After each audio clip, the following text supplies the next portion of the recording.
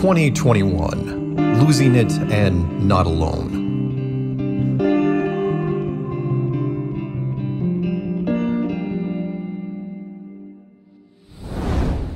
I found an article in The Atlantic this morning written by Ellen Cushing.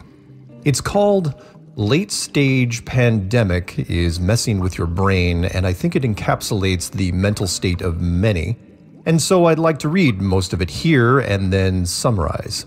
It goes exactly like this. I first became aware that I was losing my mind in late December. It was a Friday night, the start of my 40th pandemic weekend. Hours and hours with no work to distract me, and outside temperatures prohibitive of anything other than staying in. I couldn't for the life of me figure out how to fill the time. What did I used to do on weekends?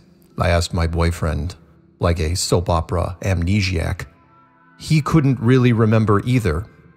Since then, I can't stop noticing all the things I'm forgetting. Sometimes I grasp at a word or a name. Sometimes I walk into the kitchen and find myself bewildered as to why I am there. At one point during the writing of this article, I absent-mindedly cleaned my glasses with nail polish remover. Other times, the forgetting feels like someone is taking a chisel to the bedrock of my brain, prying everything loose. I've started keeping a list of questions, remnants of a past life that I now need a beat or two to remember, if I can remember at all. What time do parties end? How tall is my boss? What does a bar smell like? Are babies heavy? Does my dentist have a mustache? On what street was the good sandwich place near work? The one that toasted its bread? How much does a movie popcorn cost? What do people talk about when they don't have a global disaster to talk about all the time?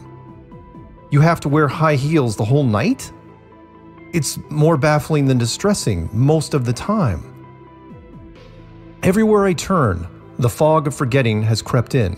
A friend of mine recently confessed that the morning routine he'd comfortably maintained for a decade, wake up before 7, shower, dress, get on the subway, now feels unimaginable on a literal level. He cannot put himself back there. Another has forgotten how to tie a tie. A coworker isn't sure her toddler remembers what it's like to go shopping in a store. The comedian Kylie Brakeman made a joke video of herself attempting to recall pre-pandemic life, the mania flashing across her face. You know what I miss is, like, those night restaurants that served alcohol. What were those called? She asks. And there were those big men outside who would check your credit card to make sure you were 41.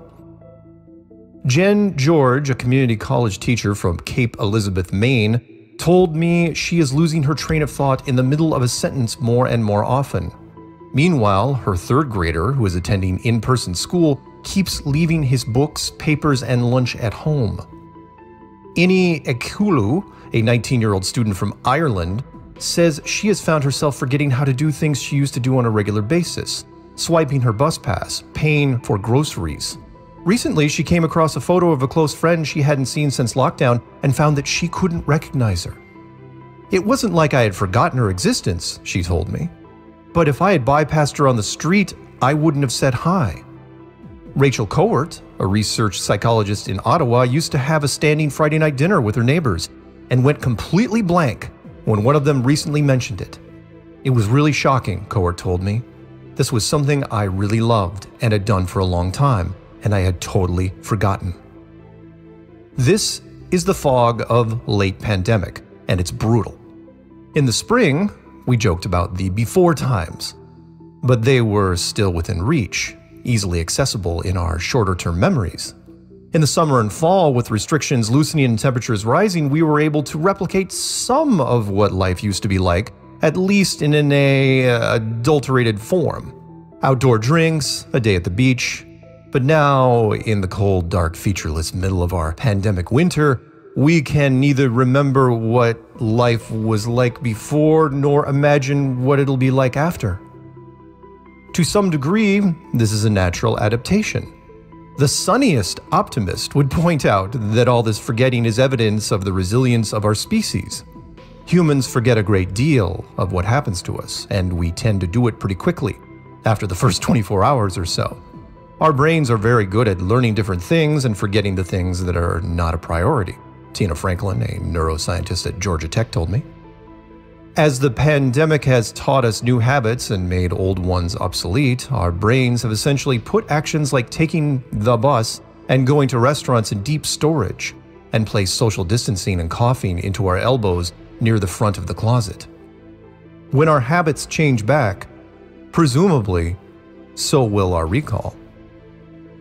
That's the good news. The pandemic is still too young to have yielded rigorous peer-reviewed studies about its effects on cognitive function. But the brain scientists I spoke with told me they can extrapolate based on earlier work about trauma, boredom, stress, and inactivity, all of which do a host of very bad things to a mammal's brain. We're all walking around with some mild cognitive impairment, said Mike Yassa, a neuroscientist at UC Irvine. Based on everything we know about the brain, two of the things that are really good for it are physical activity and novelty.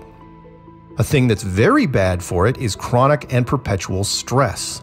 Living through a pandemic, even for those who are doing so in relative comfort, is exposing to microdoses of unpredictable stress all the time, said Franklin, whose research has shown that stress changes the brain's regions that control executive function, learning, and memory. That stress doesn't necessarily feel like a panic attack or a bender or a sleepless night, though of course it can. Sometimes it feels like nothing at all. It's like a heaviness. Like you're waking up to more of the same, and it's never going to change, George told me when I asked what her pandemic anxiety felt like. Like wading through something thicker than water, maybe a tar pit. She misses the sound of voices. Prolonged boredom is, somewhat paradoxically, hugely stressful, Franklin said. Our brains hate it. What's very clear in the literature is that environmental enrichment, being outside of your home, bumping into people, commuting, all of these changes that we are collectively being deprived of, is very associated with synaptic plasticity, the brain's inherent ability to generate new connections and learn new things, she said. In the 1960s, the neuroscientist Marion Diamond conducted a series of experiments on rats in an attempt to understand how environment affects cognitive function. Time after time, the rats raised in enriched cages, ones with toys and playmates, performed better at mazes. Ultimately, said Natasha Raja, a psychology professor at McGill University in Montreal, our winter of forgetting may be attributable to any number of overlapping factors. There's just so much going on. It could be the stress, it could be the grief, it could be the boredom, it could be depression, she said. Sounds pretty grim, doesn't it? The share of Americans reporting symptoms of anxiety disorder, depressive disorder, or both roughly quadrupled from June 2019 to December 2020, according to a Census Bureau study released late last year. What's more, we simply don't know the long-term effects of collective sustained grief. Longitudinal studies of survivors of Chernobyl, 9/11, and Hurricane Katrina show elevated rates of mental health problems, in some cases lasting for more than a decade. You can read the rest of this article on The Atlantic, but my summary is this. Is the new normal of the world pressing in on you from all sides? Yes. Is it perfectly natural that you are feeling this way? According to doctors, also yes. But the bigger question is, should this be happening to you, given all that we know so far, and will it continue? There are still more fun and games to come, to be sure. For those of you who didn't see my prediction video from last year that covered all of this, please check out when a plan comes together. My parting shot is this.